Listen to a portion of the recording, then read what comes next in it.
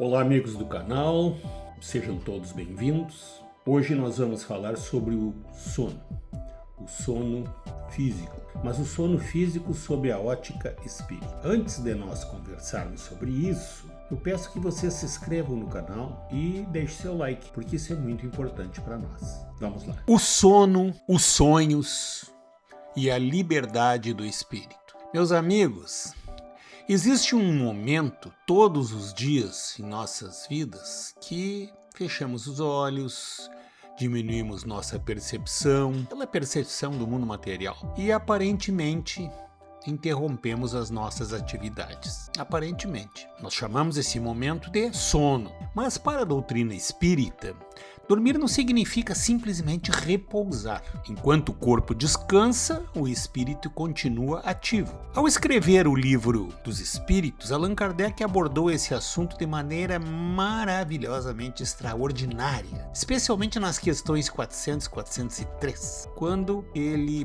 procura compreender e explicar o que acontece conosco durante o nosso sono. E uma das primeiras ideias apresentadas, eu achei assim fabulosa. O espírito não está preso ao corpo com uma satisfação absoluta. Não. Kardec até pergunta se o espírito encarnado permanece de bom grado no envoltório corporal.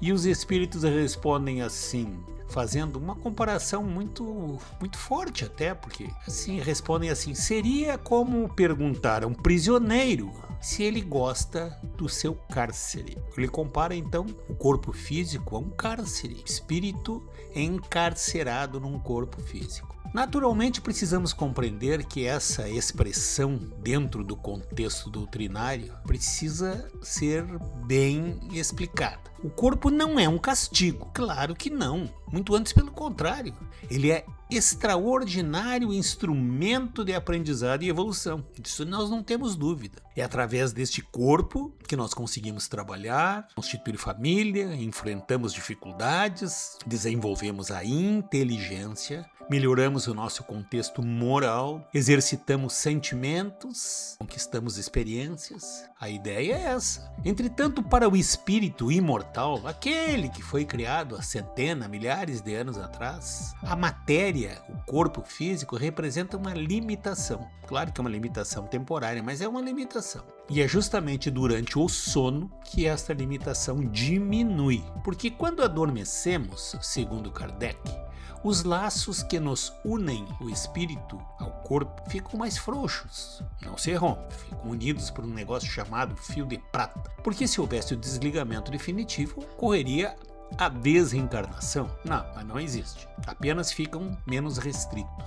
É aquilo que o espiritismo denomina de emancipação rotineira da alma. E aqui encontramos uma ideia fascinante. Todas as noites, de alguma maneira, experimentamos uma pequena libertação. O corpo permanece deitadinho, descansando, o cérebro repousa, os sentidos físicos diminui a atividade consciente, mas o espírito continua vivendo e trabalhando. Kardec então aproveita e pergunta assim: como podemos perceber esta liberdade do espírito durante o sono? E olha só essa resposta: pelos sonhos. Entretanto, precisamos ter cuidado.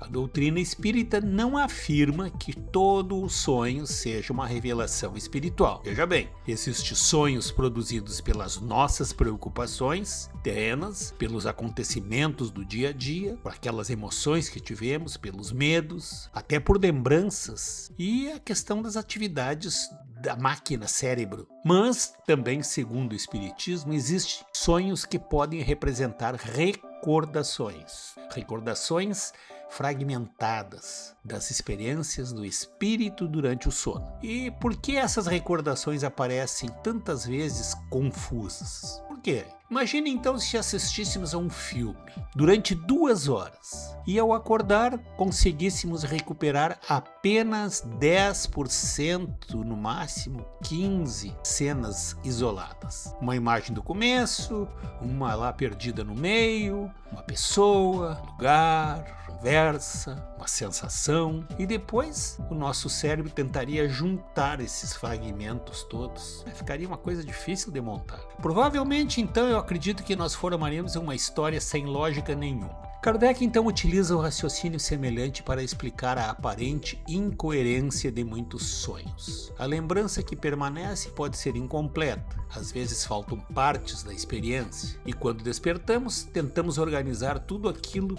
que restou, aqueles pedaços, como se fosse um quebra-cabeça, e a gente resgata algumas peças. Por isso que muitas vezes a gente acorda contando para as pessoas: tive um sonho estranho essa noite. Mas talvez a pergunta seja outra: será que lembramos de tudo aquilo que realmente aconteceu durante o sonho? Nem seria nem sonho, seria durante o sono. Segundo o Livro dos Espíritos, diz assim: não, nós não lembramos de tudo aquilo que acontece quando a gente está em desdobramento do sono. Na questão 403, por exemplo, Kardec pergunta exatamente por que não nos lembramos dos sonhos. E a resposta é bem clara, explícita, e que quem repousa verdadeiramente é o corpo. O espírito permanece em atividade e recupera temporariamente uma parcela maior de sua liberdade. Porém, ao retornar plenamente, a consciência corporal nem sempre consegue transmitir ao cérebro físico, aquela maquininha, todas as impressões recebidas. É como assim, como se existisse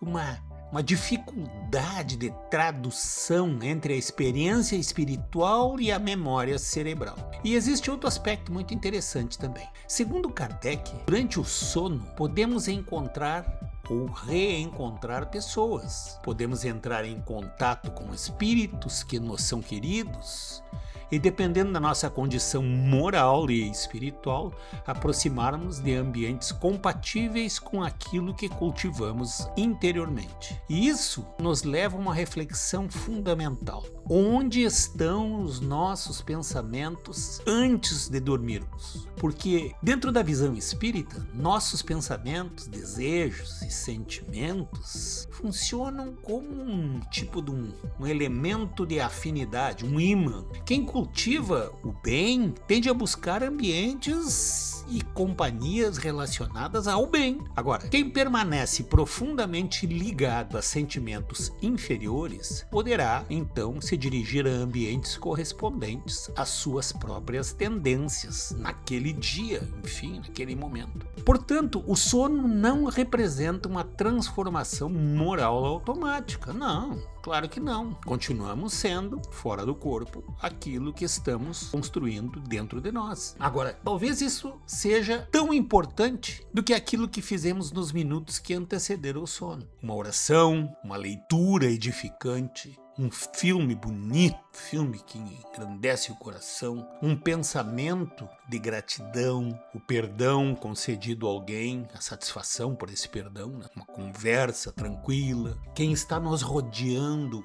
antes de nós dormirmos. Tudo isso pode modificar a nossa disposição interior. E em vez de levarmos para o sono somente as preocupações, os ressentimentos e os conflitos do dia a dia, podemos procurar adormecer em condições emocionais mais equilibradas. Isso é uma técnica. E ainda, uma expressão belíssima no Livro dos Espíritos. Kardec apresenta o sono como uma espécie de porta aberta para o mundo espiritual. Para os espíritos mais elevados, seria uma oportunidade de reencontro, uma oportunidade de aprendizado, fortalecimento, uma oportunidade até de trabalho lá no plano espiritual. E aqui surge talvez uma das mais bonitas reflexões deste momento que eu estou falando com vocês. O sono também nos ajuda a compreender a morte, porque todas as noites, quando nós fechamos os olhos para o mundo exterior, a nossa consciência se modifica e durante algumas horas